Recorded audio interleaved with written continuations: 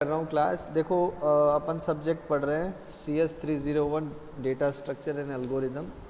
अब हम इस जो सब्जेक्ट है इसमें लास्ट सेशन में अपन ने देखा कि जब अपन एल्गोरिथम की बात करते हैं तो इसके एनालिसिस की बात होती है। ठीक है, एनालिसिस का मतलब होता है कि एक ही प्रॉब्लम के लिए, जैसे एक गिवन प्रॉब्लम आपके पास होगा तो इसकी एक से ज़्यादा एल्गोरिदम्स पॉसिबल्स हो सकती हैं। ठीक है, वह A1 A2 A3 में डिनोट कर रहा हूँ एल्गोरिथम्स को, तो ये n एल्गोरिथम्स पॉसिबल हो सकती है एक एल्गोरिथम को सॉल्व करने के लिए। तो जब एक से ज़्यादा एल्गोरिथम एग्जिस्ट कर रहा है तो अपन कौन से एल्गोरिथम को चुनें, तो वो डिपेंड करता है उसकी परफॉर्मेंस पे। और जब अपन परफॉर्मेंस की बात करते हैं तो परफॉर्मेंस जो बेसिकली पैरामीटर्स पर एनालाइज करी जाती है वो होती है आपका टाइम एंड स्पेस पे।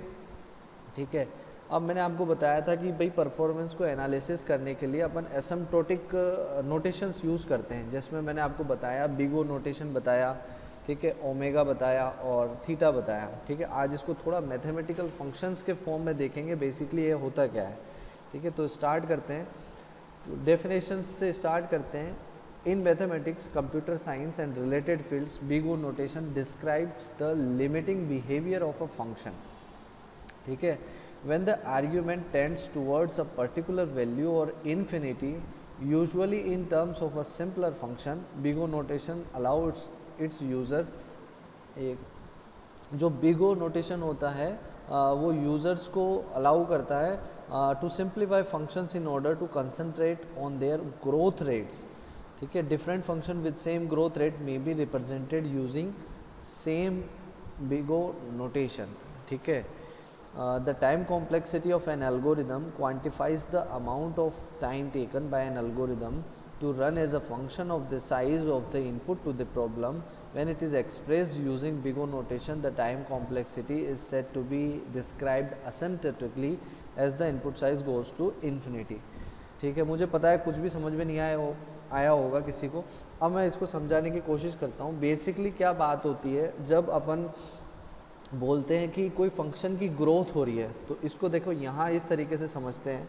जैसे मैं आपको ये एक्स एक्सिस, दो एक्सिस है, ठीक है, एक एक्सिस को मैं बोल दूँ n और एक एक्सिस को मैं बोल दूँ t।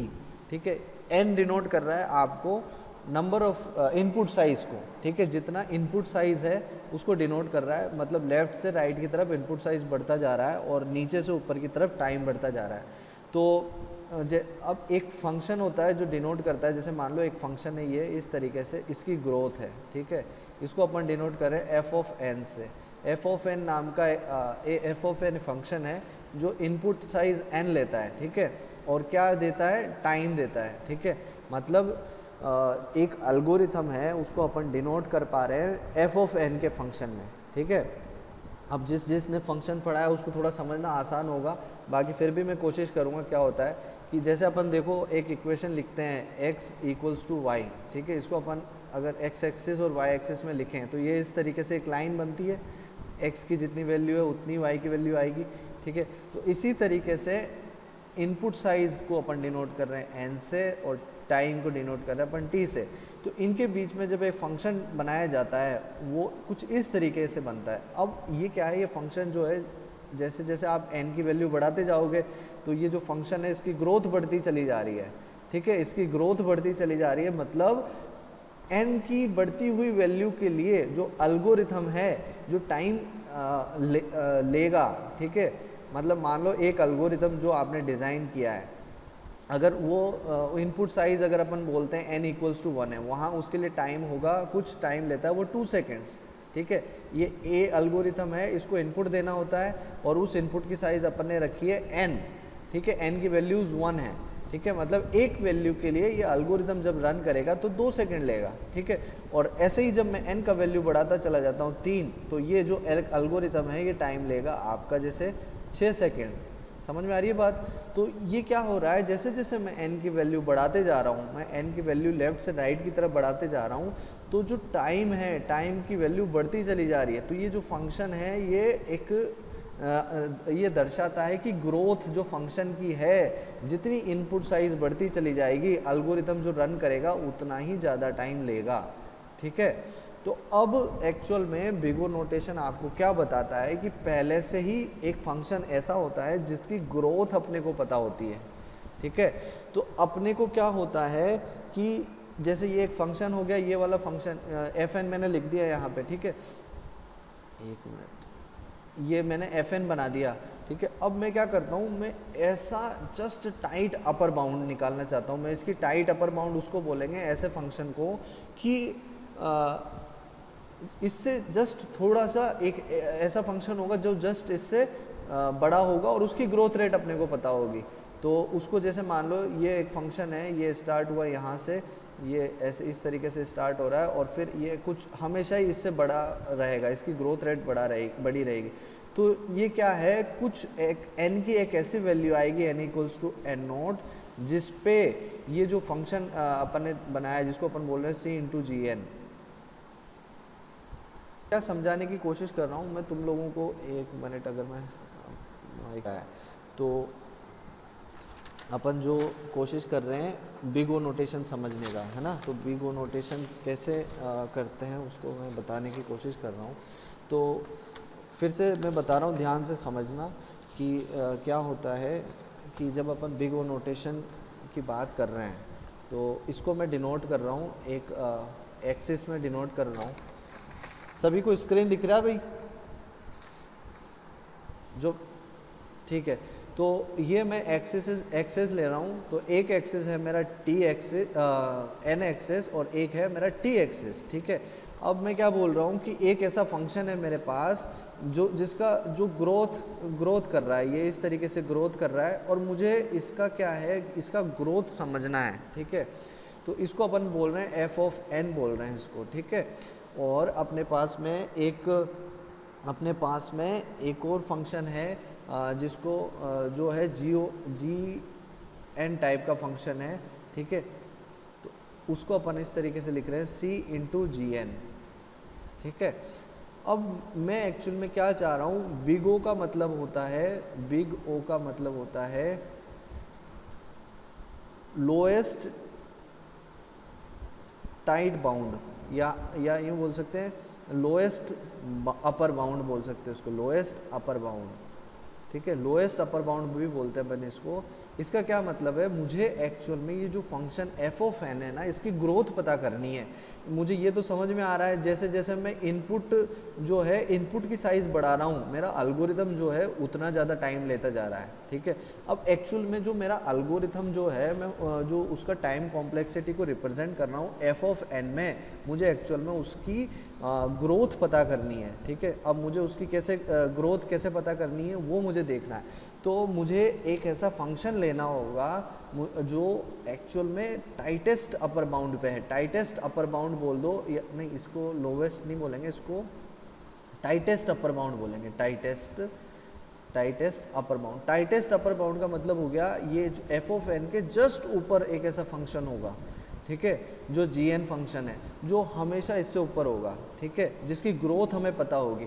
तो इसके लिए अपन क्या लिखते हैं, इसके लिए अपन एक एक्सप्रेशन लिखते हैं कि if you can found the function F of N after some N. तो इसको इस तरीके से लिखेंगे, F of N is less than और equals to C into G N, ठीक है। ये एक इनइक्वालिटी है, अगर ये आपने प्रूव कर दिया, ठीक है, ये प्रूव कर दिया, और किन वैल्यूज़ के लिए, n की value greater than n not होनी चाहिए और c कोई पॉजिटिव होना चाहिए, ठीक है। और यहाँ पे जो n नॉट है हमेशा ये ध्यान रखना है ग्रेटर देन 1 होना चाहिए। अगर आपने ये प्रूफ कर दिया कि एक फंक्शन gn है, ठीक है, वहाँ पे c क्या है, c एक कांस्टेंट है, c इज़ अ कांस्टेंट, ठीक है। आपने gn का ग्रोथ आपको पता है और एक इस इनइक्वालिटी को प्रूफ कर दिया आपने इन कंडीशंस के साथ में, तो आप बोल सकते हो, क्या बोल सकते हो, आप ये इम्प्लाई कर सकते हो, ये बोल सकते हो f of n equals to big O of g N, ठीक है। तो ये इस तरीके से होता है। ये समझ में आई है सबको? अभी मैं एक एग्जांपल से समझाने की कोशिश करता हूँ। ये समझ में आया बेसिकली क्या हो रहा है, अपन एफ ऑफ एन का टाइटेस्ट अपर बाउंड फाउंड करने की कोशिश कर रहे हैं, टाइटेस्ट अपर बाउंड। मतलब अपन एक्चुअल में फंक्शन का ग्रोथ फाइंड आउट करने की कोशिश कर रहे हैं कि एक्चुअल में जो फंक्शन है किस ग्रोथ रेट से बढ़ रहा है, ठीक है। मतलब अगर इनपुट साइज को आप बढ़ाते जा रहे हो तो जो टाइम लग रहा है उसकी अपन ग्रोथ फाइंड आउट करने की कोशिश कर रहे हैं। तो अपने को एक ऐसा फंक्शन gn चुनना पड़ता है जिसकी ग्रोथ रेट अपने को पता हो, और अपने को ये जो इनइक्वालिटी मैंने लिखी है यहाँ पे, इसको अगर अपन प्रूफ कर देते हैं, ठीक है, तो अपन बोल सकते हैं कि जो फंक्शन f ऑफ n है इसकी ग्रोथ रेट वो है gn के बराबर होगी। उसको इस तरीके से लिखा जाता है कि f of n equals to big of gn, ठीक है। अभी तक क्लियर है सभी को? चिराग समझ में आ रहा है? ठीक है। अब मैं इसको एक एग्जाम्पल से फिर मैं फिर से समझाऊंगा, ठीक है भाई। जिसको मैथ्स में तकलीफ है उसको थोड़ी सी तकलीफ यहाँ पे होगी, लेकिन इसको अभी फॉर अ टाइम बीइंग एक बार स्टेप समझ लो एक्चुअल में हो क्या रहा है, ठीक है। मैं फिर से एक्सप्लेन करूँगा। तो इसको अपन एक एग्जाम्पल के थ्रू देखने की कोशिश करते हैं। जैसे मैं एक एग्जाम्पल लेता हूँ, मान लो मेरा फंक्शन है f of n equals to 3n+2, ठीक है, ये मेरा फंक्शन है और मुझे इसका क्या फाइंड आउट करना है, इसका बिगो ऑफ क्या बोल सकते हैं आप इसको, इसका मुझे tightest upper bound found out करना है, ठीक है। Tightest upper bound find out करना है, इसका मतलब मुझे एक्चुअल में फंक्शन का ग्रोथ फाइंड आउट करना है, ठीक है। एक्चुअल में फंक्शन किस रेट से ग्रो कर रहा है। तो मैं क्या करूँगा, मेरे पास एक फंक्शन है gn जिसका ग्रोथ मुझे पता है, वो इस तरीके से है n, ठीक है। तो अब मैं एक इनइक्वलिटी, ये वाली जो इनइक्वलिटी है, अगर मैं इसको प्रूव कर देता हूँ f of n less than equals to c into g of n, ठीक है, तो मैं बोल सकूँगा जो फंक्शन f ऑफ n है उसकी ग्रोथ क्या है, उसकी ग्रोथ जो है बिग ऑफ gn हो जाएगी, ठीक है। तो ये जो f ऑफ n है इसको मैं इस तरीके से लिखता हूँ, इस तरीके से मैं लिखता हूँ 3n+2, ठीक है, less than equals to c into gn क्या है आपका n है, ठीक है। अब ये जो 3n+2 जो है ये लेस देन cn कब होगा? अब आपको क्या करना है, आपको एक तो c का वैल्यू निकालना है और एक n का वैल्यू निकालना है, ठीक है। तो यहाँ पे जैसे मैं c का वैल्यू 1 पुट करता हूँ, ठीक है, तो देखना 3n+2 less than equals to n, तो ये क्या ट्रू होगा क्या? ये फॉल्स होगा, क्योंकि 3n तो हमेशा n से बड़ा है, ठीक है, तो ये फॉल्स हो गया। तो मतलब c की वैल्यू 1 के लिए ये फॉल्स हो गया। तो मैं फिर c की वैल्यू 2 लेता हूँ, तो 3n+2 less than equals to, मैं क्या करता हूँ c इंटू n, पहले 1 इंटू n किया था, अब 2 इंटू n किया, तो ये भी फॉल्स हो गया। समझ में आ रही है बात? ये क्यों फॉल्स हो रहा है? चिराग तुझे समझ में आ रही है? ठीक है, तो ऐसे ही मैं c इक्वल्स टू 3 लूँगा, उसके लिए भी फॉल्स हो जाएगा। तो मैं c इक्वल्स टू 4 ऐसा चूज़ करूँगा जिसके लिए 3n+2 less than equals to 4 into n, यहाँ पे ये ट्रू हो जाएगा, ठीक है। अब ये ट्रू हो रहा है तो n का वैल्यू क्या आएगा आपके लिए? जब आप 3n को इधर लेके जाओगे 4n, तो एक्चुअल में क्या बनेगा, 2 less than equals to 4n minus 3n equals to n। तो n की वैल्यू आ गई आपकी 2 और c की वैल्यू आ गई आपकी 4। तो ये जो दो कांस्टेंट्स हैं, इन वैल्यूज़ के लिए ये इनइक्वलिटी जो है वो ट्रू हो रही है, ये इनइक्वलिटी ट्रू हो रही है। तो इसका मतलब जो fn का टाइटेस्ट अपर बाउंड होगा वो क्या होगा, उसको अपन बोलेंगे fn का जो टाइटेस्ट अपर बाउंड होगा बिग O, वो हो जाएगा आपका g ऑफ n, और g ऑफ n क्या है, बेसिकली n। समझ में आया? और ये किस वैल्यू के लिए हुआ, जहाँ पे c का वैल्यू होना चाहिए 4 और n नॉट जो होना चाहिए वो होना चाहिए 2। तो इसको इस तरीके से रिप्रेजेंट करेंगे। समझ में आ रही है बात? सपा भाई मैं ये कोशिश कर रहा हूँ, अभी तक तुझे समझ में क्या आया पहले ये बता, ताकि मैं फिर वहाँ से क्या टाइम वेस्ट। एसिम्प्टोटिक नोटेशन के थ्रू परफॉर्मेंस एनालाइज करने की बात कर रहे हैं, और अपन पहले क्या कर रहे हैं, फंक्शन की ग्रोथ का पता लगा लें कि किसकी ग्रोथ ज़्यादा है ना। टाइम कॉम्प्लेक्सिटी जो है अपन वो ग्रोथ के फॉर्म में फाइंड आउट करना चाह रहे हैं। तो जैसे ये f ऑफ n जो फंक्शन है ये एक अननोन फंक्शन है अपने पास, ठीक है। और ये जैसे मैंने इसको डिनोट कर दिया, इसको दो एक्सिस पे डिनोट किया है। एक आपका ये है n जो रिप्रेजेंट करता है इनपुट की साइज़। लेफ्ट से राइट की तरफ आप जाओगे तो इनपुट की साइज़ बढ़ती जा रही है, और ये t जो है टाइम को डिनोट कर रहा है। जितना जितना इनपुट की साइज़ बढ़ाते जाओगे तो जो एल्गोरिथम उस इनपुट साइज़ के लिए प्रॉब्लम को सॉल्व करने के लिए टाइम लेगा, वो टाइम बढ़ता चला जा रहा है। ठीक है, ये चीज़ अपने को समझ में आ रही है, लेकिन हमको क्या समझना है कि एक्चुअल में जो ग्रोथ हो रहा है फंक्शन का, ठीक है, इनपुट साइज के साथ में वो किस स्पीड से हो रहा है वो अपने को समझना है, किस ऑर्डर में हो रहा है वो अपने को समझना है। तो बेसिकली इसमें क्या है, किस ऑर्डर में हो रहा है, किस ग्रोथ किस रेट से हो रहा है, उसके लिए अपन एक बिगो बोलते हैं इसको, बिगो नोटेशन के थ्रू अपन समझने की कोशिश करते हैं। तो बेसिकली ये बिगो नोटेशन क्या बोलता है कि एक आपने ऐसा फंक्शन पकड़ना है, ठीक है, जिसकी अपने को ग्रोथ रेट पता है, जिसके अपने को ग्रोथ रेट पता है, ठीक है। अब जैसे मैंने वो जिसकी ग्रोथ रेट पता है, जैसे GN है, इसकी ग्रोथ रेट अपने को पता है, तो अपने को एक इनइक्वलिटी, ये जो इनइक्वलिटी है इसको सिद्ध करना है। ये सिद्ध होते ही अपन बोल देंगे कि जो फंक्शन fn है अपना, उसकी ग्रोथ रेट भी वही होगी जो g ऑफ n की है, क्योंकि g ऑफ n की तो अपने को पता है। अब समझ में आ रही है, basically upon g of n की ग्रोथ रेट से f ऑफ n की ग्रोथ रेट पता करने की कोशिश कर रहे हैं। तो अपन ये क्या करते हैं, ये इनइक्वलिटी को प्रूव कर देते हैं। अगर ये इनइक्वलिटी ट्रू है तो अपन बोल देंगे कि जो g ऑफ n की ग्रोथ रेट है वही f ऑफ n की ग्रोथ रेट होगी। तो उसको इस तरीके से भी लिखा जा सकता है कि f of n equals to big O of gn, ठीक है। बिगो, ये जो कैपिटल O या बिगो बोल रहे हैं, तो ये ग्रोथ रेट बता रहा है, ठीक है। या इसको अपन इस तरीके से भी पढ़ते हैं, ग्रोथ रेट ऑफ gn या बिगो ऑफ gn या ऑर्डर ऑफ gn भी पढ़ते हैं, ठीक है। अब यहाँ पे g ऑफ gn या g ऑफ n जो बोल लो, इसका अपने को ग्रोथ रेट पता है, ठीक है। अब अपन ये जो इनइक्वलिटी प्रूफ कर रहे हैं, इसके लिए अपने को ये चीज़ें भी ध्यान में रखनी है कि एक तो आपको जो c है, c एक कांस्टेंट है, उसकी वैल्यू भी फाइंड आउट करनी है। तो यहाँ पे आप देखो, ये जो फंक्शन ये मैंने बनाया है, ये वाला जो फंक्शन है f ऑफ n, ये पहले बड़ा फिर घटा फिर इस तरीके से जा रहा है। और ये c, ये जो gn फंक्शन है, ठीक है, ये पहले इससे कम था, लेकिन एक वैल्यू के बाद ये जो gn फंक्शन है वो fn से हमेशा ऊपर रह रहा है, मतलब इसकी ग्रोथ रेट जो है हमेशा fn से ऊपर रह रही है। तो अपन ये वाला पॉइंट फाइंड आउट करना चाहते हैं कि इस पॉइंट के बाद से ये जो gn है, c इंटू gn है, वो जो है इससे हमेशा ऊपर रहेगा, मतलब टाइटेस्ट अपर बाउंड देगा।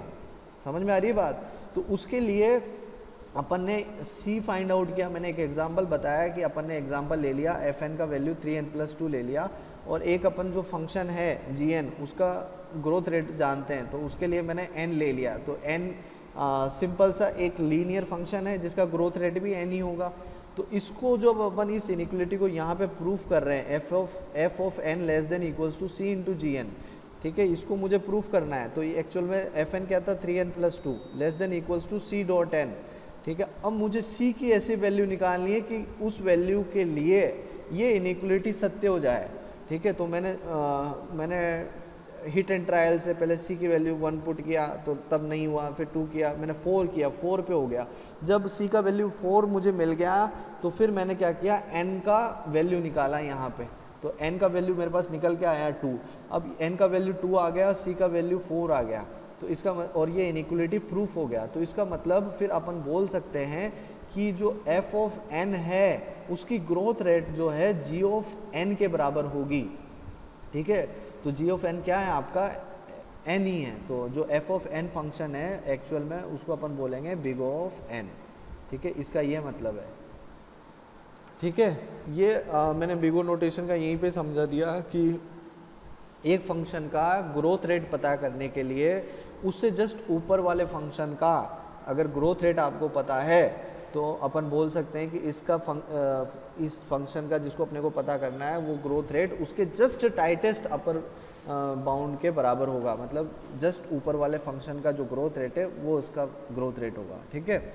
तो नेक्स्ट अपन देखते हैं asymptotic complexity running time of an algorithm as a function of input size n for large n expressed using only the highest order term in the expression for the exact running time instead of exact running time say order of n square describes behavior of function in the limit written using asymptotic notation, ठीक है। देखो अपन जब analysis करते हैं ना, तो input जो size होता है बेसिकली एक एल्गोरिथम जो काम कर रहा है किसी समस्या को सोल्व करने के लिए।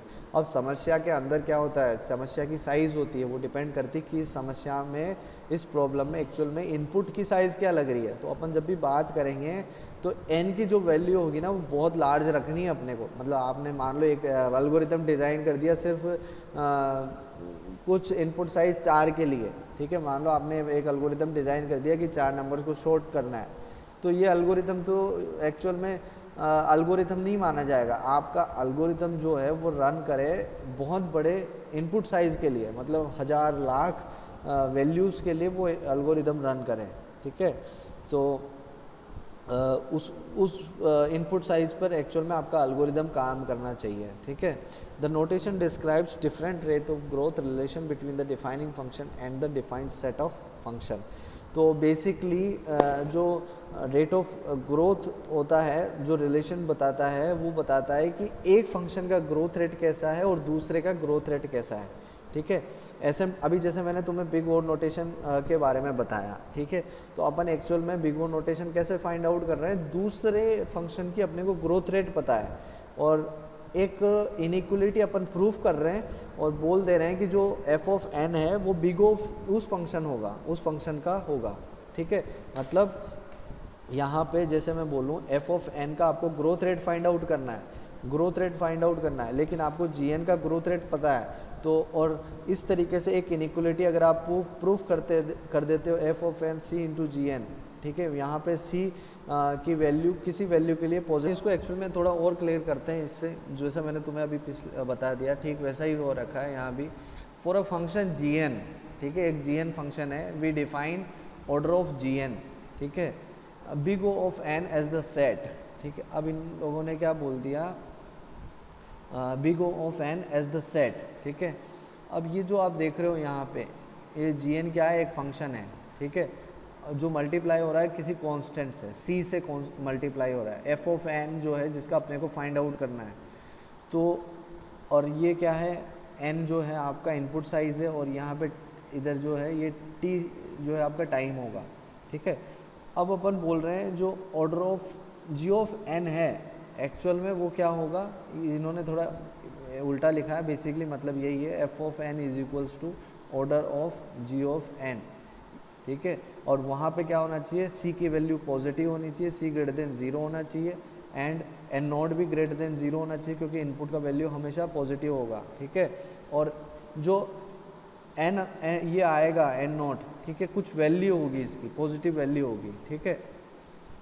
तो अपन बोल सकते हैं कि ये जो फंक्शन एफ एन है, ठीक है, इसकी ग्रोथ जो है वो फंक्शन जी एन की ग्रोथ के बराबर होगा जब अपन ये इनइक्वलिटी प्रूफ कर देंगे, ठीक है। जो इनइक्वलिटी मैंने आपको बताया था, ये वाला इनइक्वलिटी, इन्होंने क्या है कि 0 भी जोड़ दिया है। समझ में आ रही है बात, मैंने कैसे बताया था, f of n less than equals to c dot g of n, ये ध्यान रखना। साथ के साथ सी ग्रेटर देन 0 होना चाहिए, n naught greater than equals to 0 होना चाहिए, ठीक है।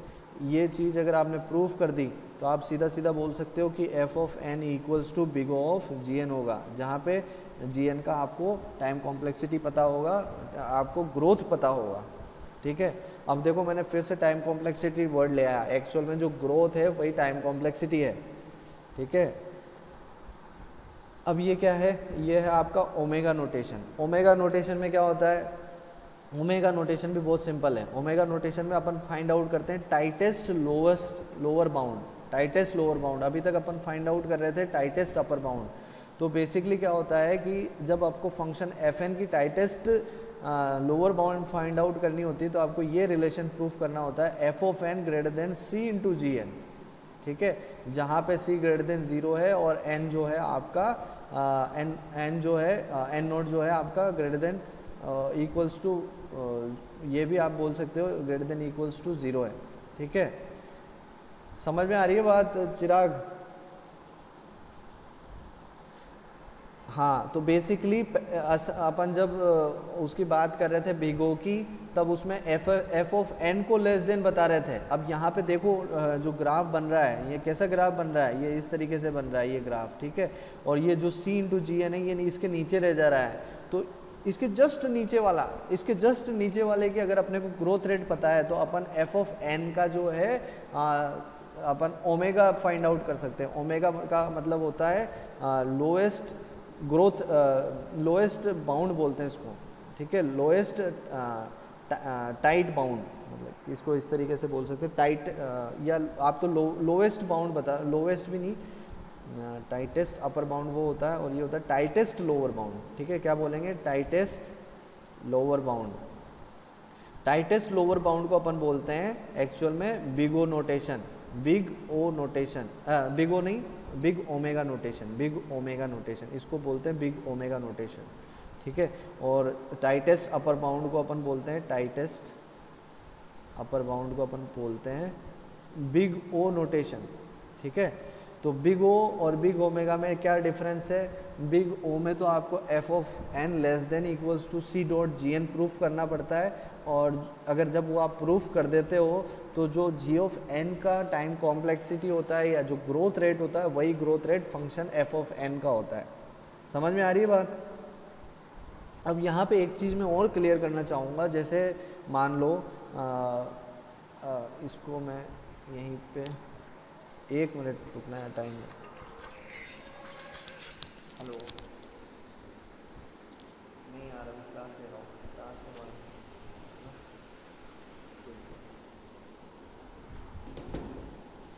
हेलो,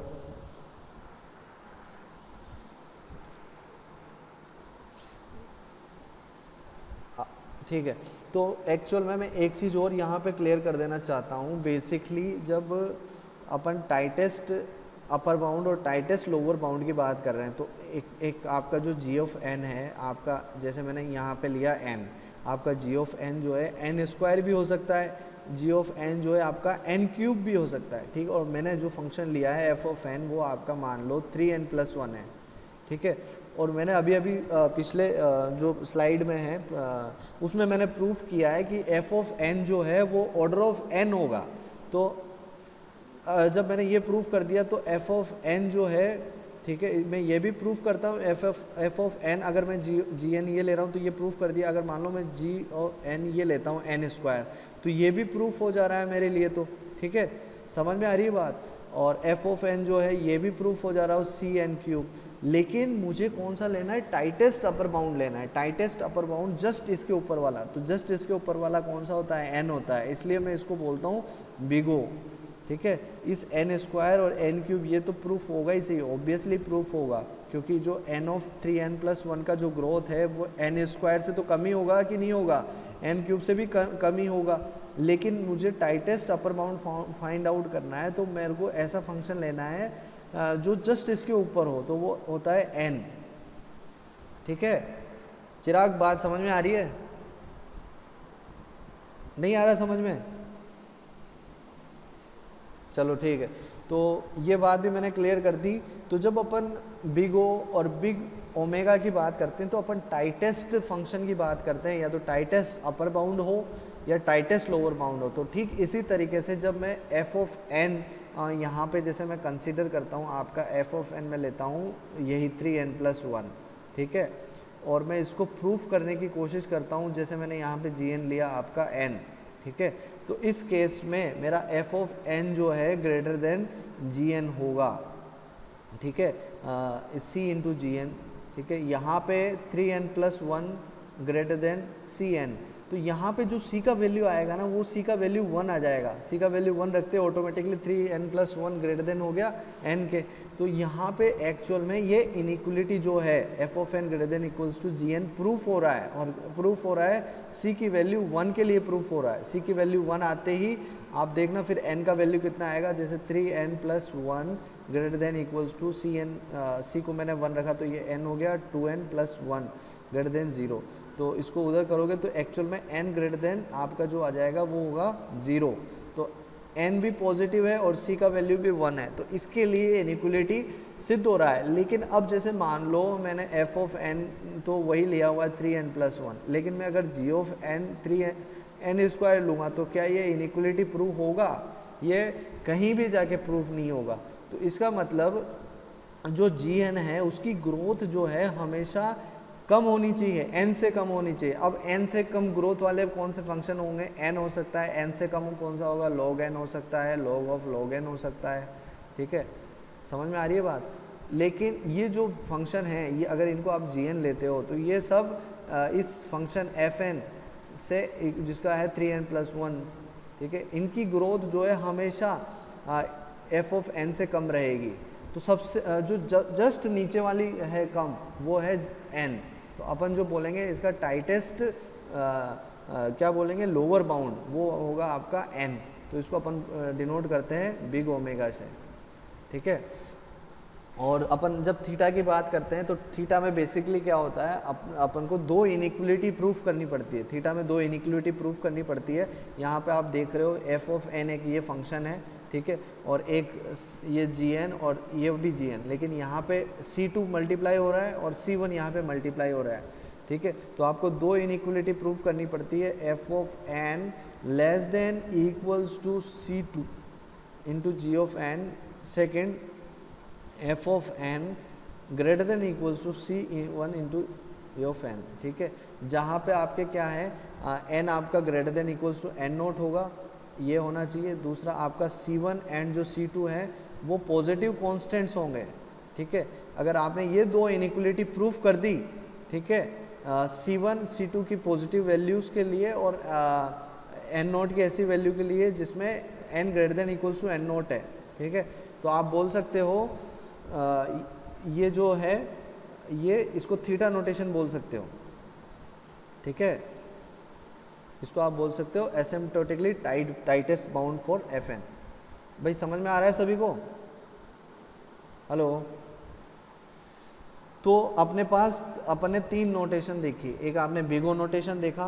बिगो नोटेशन की अपन बात करते हैं, वो बात करते हैं वर्स्ट केस में, और जो अपन ओमेगा नोटेशन की बात करते हैं वो बात करते हैं अपन बेस्ट केस में, और थीटा नोटेशन की बात करते हैं अपन बात करते हैं एवरेज केस में, ठीक है। और मैंने तुम्हें इस सेशन से पहले बता दिया था कि वर्स्ट केस क्या होता है, ठीक है, आपका एवरेज केस क्या होता है और आपका बेस्ट केस क्या होता है, ठीक है।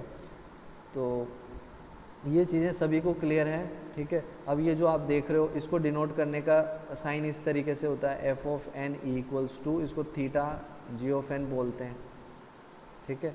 ये आपका बिगो नोटेशन है, f of n equals to big O of, अरे क्या हो रहा है, big O of g of n, ठीक है। और ये आपका f of n equals to omega of g of n, ठीक है। तो ये एसिम्प्टोटिक नोटेशंस हैं, ये अपने को ध्यान में रखनी पड़ती है। और इसमें क्या है, इनके ही सब पार्ट्स आते हैं स्मॉल ओ। स्मॉल ओ में अपन क्या बोलते हैं, इक्वल, जो इनइक्वलिटी होती है उसमें क्या होता है कि आपका जो इक्वालिटी है वो हट जाती है, ठीक है। यहाँ पे आपको ध्यान रखना पड़ता है f of n strictly g of n होना चाहिए, c इंटू जी एन, और बाकी जो कंडीशंस हैं वही होंगी, c ग्रेटर देन 0 होगा, n नॉट ग्रेटर देन 0 होगा। तो इसको बोलेंगे स्मॉल ओ नोटेशन, ठीक है, स्मॉल ओ नोटेशन। इसको अपन बोलते हैं upper bound for f of n, that is not, ये एसिम्प्टोटिकली टाइट नहीं है क्योंकि अपन ने जो इक्वालिटी है उसको हटा दिया है, ठीक है। नेक्स्ट अपन जो स्मॉल ओमेगा पढ़ेंगे, इसको स्मॉल ओमेगा, इसमें क्या होता है f ऑफ n जो है आपका greater then c into G N होता है, जहाँ पे c ग्रेटर देन 0 होगा और जो n नोट का वैल्यू है ग्रेटर देन 0 होगा, ठीक है। अब जैसे यहाँ पे भी मैंने जो इक्वालिटी है उसको हटा दिया है, ठीक है। तो इसको बोलेंगे lower bound for function n that is not एसिम्प्टोटिकली tight, ठीक है। तो ये इस तरीके से होता है। और अब जैसे मैं सीधा इसका बताऊं क्वेश्चन, अब अगर अपन देखें यहाँ पे क्या हो रहा है, ये एक ये एक फंक्शन है, ठीक है, और ये b है। तो अब यहाँ में जो ग्रोथ रेट है इस फंक्शन की वो क्या है, वो 5n² + 100n है। तो बेसिकली अगर इसका आप वो निकालो, अगर इसका आप ग्रोथ रेट निकालो इसके टर्म्स में, ठीक है, मतलब अपने को b की ग्रोथ रेट पता है और a की ग्रोथ रेट फाइंड आउट करनी है, तो थीटा के टर्म्स में जब आप एवरेज केस की बात करो तो आपके पास दोनों प्रूफ होने चाहिए, बिगो का भी प्रूफ होना चाहिए और ओमेगा का भी प्रूफ होना चाहिए। और बेसिकली देखो सीधी सीधी बात यह है अगर आप इस फंक्शन में जो b जो है b के अंदर जो n का वैल्यू है, जिसका अगर आप पावर देख रहे हो, जिसका ऑर्डर देख रहे हो वो स्क्वायर है, इससे बड़ा कोई ऑर्डर नहीं है इसमें, ठीक है। और यहाँ जब आप a देख रहे हो, a में क्या है 5n स्क्वायर है, तो मतलब n का ऑर्डर 2 और यहाँ भी n का ऑर्डर 2 हाईएस्ट है दोनों में, तो सीधा सीधा आप बोल सकते हो कि a जो है वो होगा आपका थीटा ऑफ b। अगर थीटा ऑफ b हो गया तो a आपका जो है वो बिग ऑफ b भी होगा, ठीक है। और आपका a जो है वो ओमेगा ऑफ b भी होगा। थीटा ऑफ b होते ही बोल सकते हैं कि बिग ओ भी होगा और ओमेगा भी होगा, ठीक है। अब यहाँ पे आप देखो log ऑफ n स्क्वायर और log ऑफ n क्यूब, ठीक है। अब बता सकते हो कि किसका ग्रोथ रेट ज़्यादा है भैया। अगर अपने को log ऑफ n स्क्वायर और log ऑफ n क्यूब का ग्रोथ रेट फाइंड आउट, अपने को log ऑफ n स्क्वायर को जो a है इसको डिनोट करना है इस b के में, तो कैसे करेंगे अपन डिनोट? कोई प्रूफ कर सकते हो? देखिए कोई बताना चाहेगा?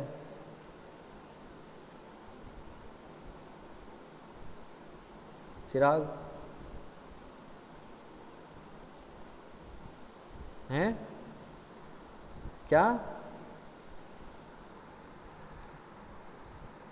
देख मैं log का सिंपल से बताता हूँ, log को भूल जा। log के अंदर जो रखा हुआ है वो क्या है, n स्क्वायर है, ठीक है। यहाँ पे क्या रखा हुआ है, n क्यूब है। log की एक सिंपल सी प्रॉपर्टी है, जैसे ये n स्क्वायर और n क्यूब, ठीक है। अब अपन n स्क्वायर को क्या अपन n क्यूब के टर्म्स में रिप्रेजेंट कर सकते हैं क्या? देख सिंपल सी बात है, हैं? हाँ देख, अगर जब दोनों साइड पे मैंने log लिया तो log में जैसे ही मैंने लिया तो ये n के ऊपर चढ़ा हुआ स्क्वायर कहाँ आएगा, ये 2 बन जाएगा, 2 इंटू लॉग n हो गया, और यहाँ 3 है जो ये 3 इंटू लॉग ऑफ n हो जाएगा, ठीक है।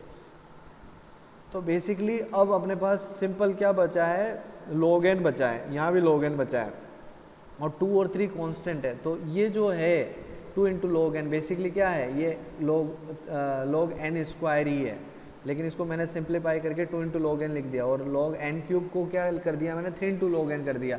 तो जो एक्चुअल में हाईएस्ट ऑर्डर है वो log n है, और यहाँ पे हाईएस्ट ऑर्डर क्या है, log n है। जब दोनों के ऑर्डर मैच हो रहे हैं तो अपन इस a को b में डिनोट बहुत ईजिली कर सकते हैं। आप इसका बिग ओ भी निकाल सकते हो और बिग ओमेगा भी निकाल सकते हो, और वो दोनों b के टर्म्स में रिप्रेजेंट हो जाएंगे। जब रिप्रेजेंट हो जाएंगे तो अपन बोल देंगे a belongs to theta of b। समझ में आ रही है बात? ठीक है। अब जैसे ही ये यहाँ पे आपको दे रखे हैं, 2 फंक्शंस दे रखे हैं, ये वाला फंक्शन और ये वाला फंक्शन। अब आपको बोल रहा है कि क्या अपन इस फंक्शन की ग्रोथ रेट फाइंड आउट कर सकते हैं जब अपने को इसकी पता है। तो पहले अपन सिंप्लीफाई तो करें कि हाईएस्ट ऑर्डर एक्चुअल में क्या है। तो ये जैसे फंक्शन n log 4 है और यहाँ पे फंक्शन क्या है n log n, तो मैं को क्या करता हूँ, जैसे मैंने इसको फिर मैं log लेता हूँ दोनों साइड log लिया n log 4, और यहाँ पे मैंने log लिया log 3 log n, ठीक है। अब ये क्या है, n के माथे पे चढ़ा हुआ है, तो ये क्या है, बाहर निकल के इससे मल्टीप्लाई होगा, तो ये क्या हो जाएगा log 4 इंटू log n, ठीक है।